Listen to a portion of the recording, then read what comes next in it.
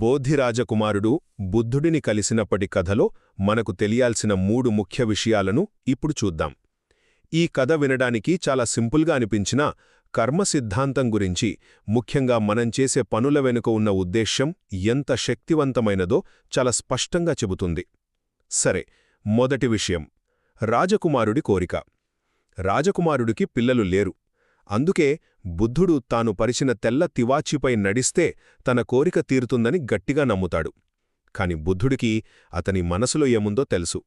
అందుకే ఆ తివాచి తీసేంతవరకు లోపలికి అడుగు పెట్టరు.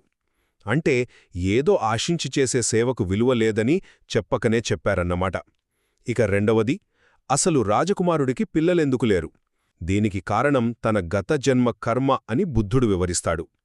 పూర్వజన్మలో తను ఒక ద్వీపంలో ఆకలితో చిక్కుకున్నప్పుడు బ్రతకడం కోసం పక్షులను, వాటి పిల్లలను, గుడ్లను కూడా చంపి తిన్నాడు. ఆ హింస ఫలితమే ఈ జన్మలో అతనికి సంతానం లేకుండా చేసింది. ఇక ఫైనల్గా పశ్చాత్తాపం యొక్క ప్రాముఖ్యత. బుద్ధుడు ఏమంటారంటే, గత జన్మలో ఆ తప్పు చేస్తున్నప్పుడు రాజకుమారుడు అస్సలు బాధపడలేదు. ఒకవేళ ఆ రోజు తన తప్పుకు పశ్చాత్తాపపడి ఉంటే ఈ జన్మలో కర్మఫలం యొక్క ప్రభావం చాలా వరకు తగ్గి ఉండేదట. చూశారా, మనం చేసిన తప్పును ఒప్పుకోవడం కూడా ఎంత ముఖ్యమో. అంతిమంగా ఈ కథ మనకు చెప్పేది ఒక్కటే, మనం చేసే పనులకే కాదు, వాటి వెనుక ఉన్న మన ఉద్దేశానికి కూడా మనమే బాధ్యులం.